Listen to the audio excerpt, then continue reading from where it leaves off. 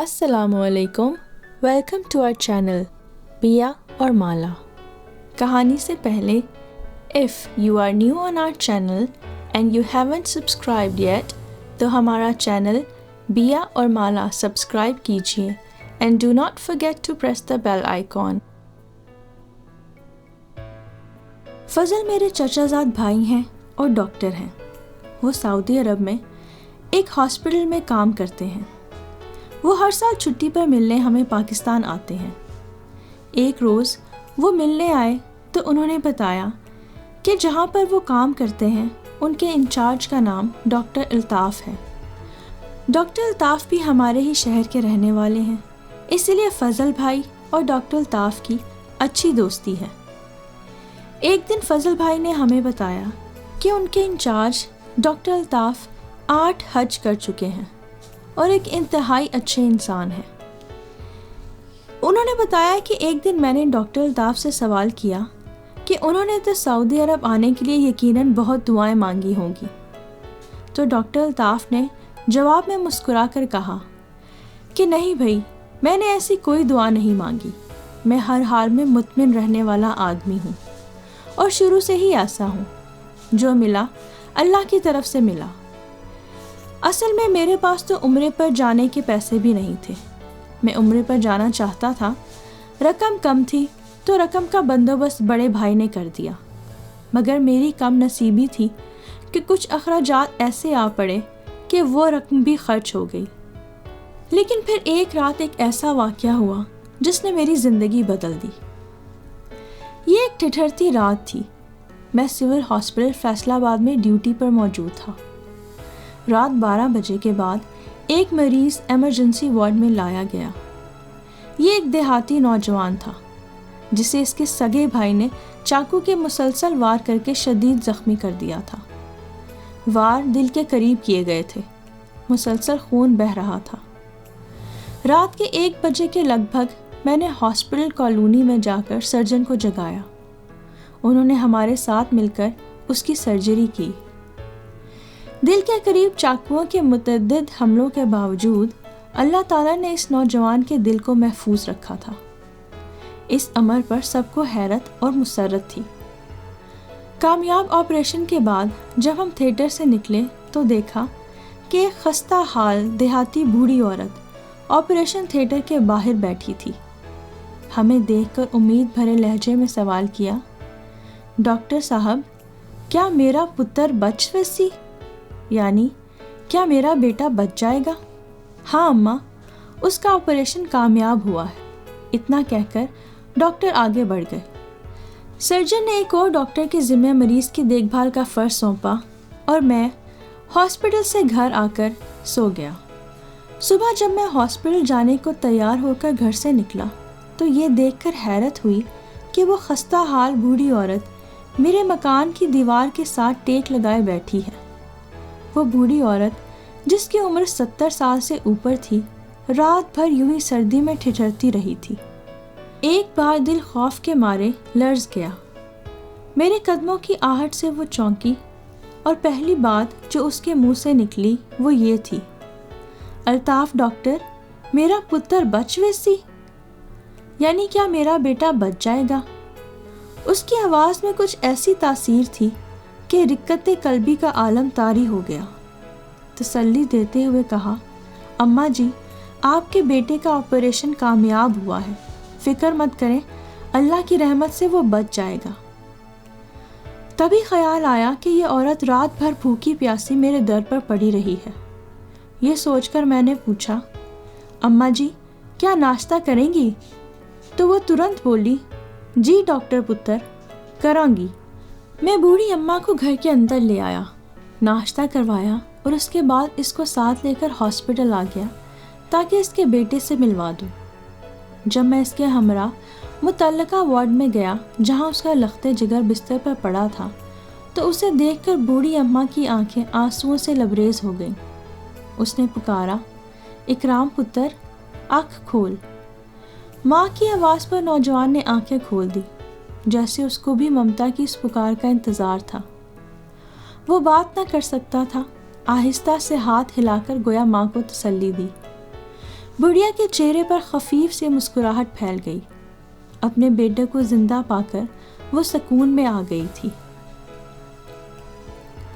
میں اس کو وارڈ سے باہر لایا تاکہ اس کا بیٹا ڈسٹرب نہ ہو. اس وقت اس کو مکمل سکون کی ضرورت تھی. باہر آ کر میں نے اماں سے پوچھا کوئی مسئلہ ہو تو بتانا. وہ بولی بیٹا کل رات جب میں نے اپنے زخمی بیٹے کو ہمسائے کے ٹریکٹر میں یہاں تک لائی تھی، ہمسائے ہمیں چھوڑ کر چلے گئے. تب آپ کے ڈسپینسر نے مجھ سے سارے پیسے لے لیے تھے اور دھمکی دے کر کہا تھا کہ اگر تم نے اس رقم کے بارے میں کسی کو بتایا تو میں تم پر اور تمہارے دوسرے بیٹے پر ارادہ قتل کا پرچہ کٹوا دوں گا. تم دونوں اور تمہارے گھر والے سب جیل چلے جائیں گے. یہ تو دو بھائیوں کا جھگڑا تھا، گھر کی عورتوں کا کیا دوش؟ وہ معصومیت سے بولی. اس کا بیان سن کر میرے غصے کی انتہا نہ رہی. اسی وقت اس سنگ دل لالچی ڈسپینسر کو بلوایا اور گریبان سے پکڑ کر اپنے کمرے میں لے گیا. پہلے تو اسے ایک تھپڑ مارا اور پھر کہا کہ جو رقم تم نے بڑھیا سے ہتھیائی ہے فوراً نکالو ورنہ نوکری سے نکلوا دوں گا. اس نے جیب سے رقم نکال کر دے دی. میں نے رقم گن کر بوڑھی عورت کے حوالے کر دی جو وہ اپنے ہمسائے سے ادھار مانگ کر لائی تھی. چھینی ہوئی رقم اس کے حوالے کی تو اس کی آنکھوں میں چمک آ گئی. وہ آلتی پالتی مار کر زمین پر بیٹھ گئی اور جھولی پھیلا کر نگاہیں آسمان کی طرف اٹھا دی.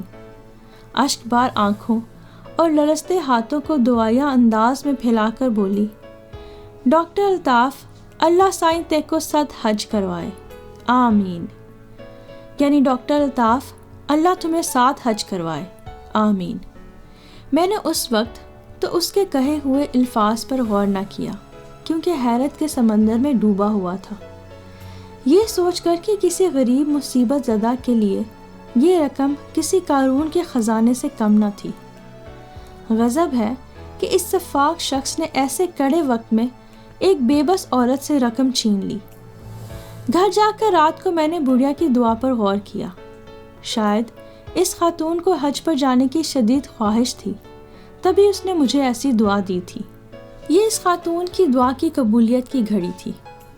میں پہلے ہی کافی عرصے سے کوشاں تھا کہ عرب امارات یا کسی بھی بیرون ملک میں مجھ کو کام کرنے کا موقع میسر آ جائے. کئی درخواستیں دے چکا تھا لیکن مراد بڑھ نہ آتی تھی. اچانک ایک ہفتے بعد مجھے میرے ہاسپٹل سے لیٹر ملا کہ ہم آپ کو سعودی عرب 3 سال کے لیے بھجوا رہے ہیں. میری حیرت اور خوشی کا ٹھکانہ نہ رہا. پھر جب میں یہاں آ گیا تو یہ عرصہ خود بخود بڑھاتے رہے اور کرتے کرتے 7 سال گزر گئے. ان 7 سالوں میں میں نے 7 حج کر لیے اور اس سال میں نے 8واں حج کیا ہے. عجب بات یہ ہوئی کہ اس سفر میں نہ صرف روحانی برکات و فیوز بلکہ میرے مالی فوائد بھی بڑھتے گئے اور اللہ تعالیٰ نے مجھے مالا مال کر دیا. ڈاکٹروں کی دنیا میں میرا نام بن گیا. بلکہ یہی نہیں، ان 7-8 سالوں میں اللہ کا خاص فضل ہمیشہ میرے اوپر طاری رہا. اس بار وطن واپسی پر میں ہاسپٹل جا کر گزشتہ 8 سالہ مریضوں کی فائلیں کھنگالتا رہا تاکہ اس بوڑھی اماں کے کوائف اور گھر کا پتہ چلا سکوں، اس خاتون سے رابطہ کر کے ان کا حال جان سکوں. مگر افسوس کہ مجھے ان کے کوائف تلاش کرنے میں ناکامی ہوئی. میں ڈاکٹر الطاف کی کہانی فضل بھائی کی زبانی اپنے دل کے کانوں سے سن رہی تھی. اسی وقت میں نے دعا کی کہ اے اللہ میرے بچے جو ڈاکٹر بننے کا خواب دیکھ رہے ہیں ان کو کامیابی عطا کرنا، اور ساتھ ہی ساتھ چپکے سے یہ دعا بھی کی کہ اے اللہ یہ دعا کی قبولیت کی گھڑی ہو.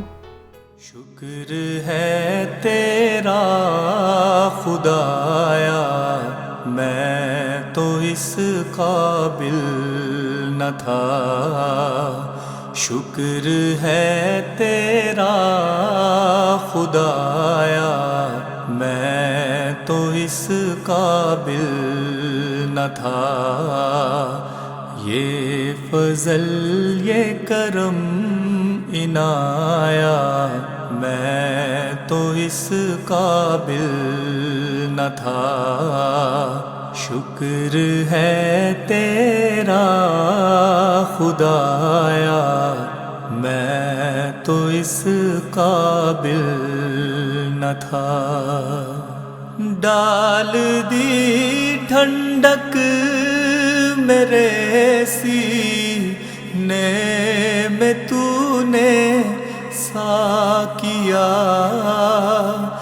ڈال دی ٹھنڈک میرے سینے میں تو نے ساقیا، جام رحمت کا پلایا، میں تو اس قابل نہ تھا۔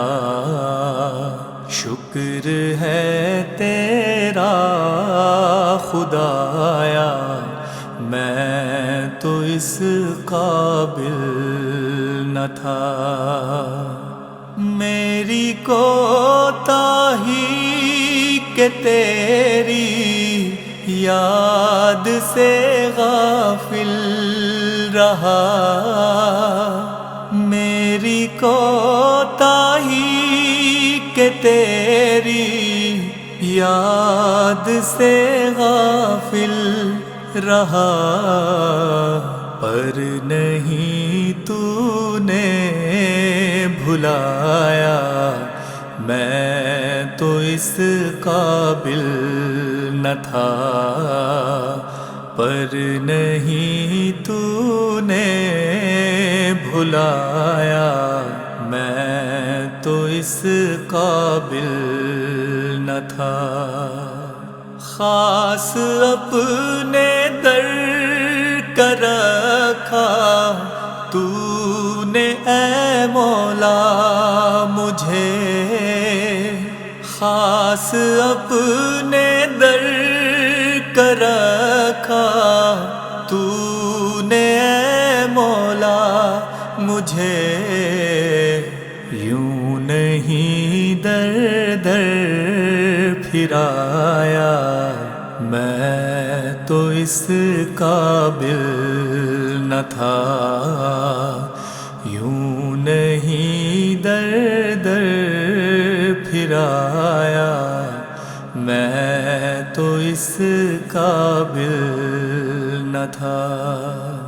میں کہ تھا بے راہ تو نے میری دستگیر کی، میں کہ تھا بے راہ تو نے میری دستگیر کی، تو ہی مجھ کو راہ پلایا، میں تو اس قابل نہ تھا، تو ہی مجھ کو راہ پلایا، میں تو اس قابل نہ تھا۔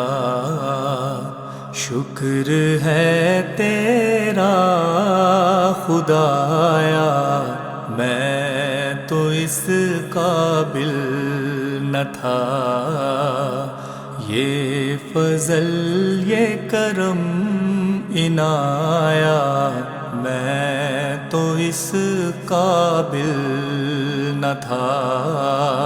شکر ہے تیرا خدایا، میں تو اس قابل نہ تھا۔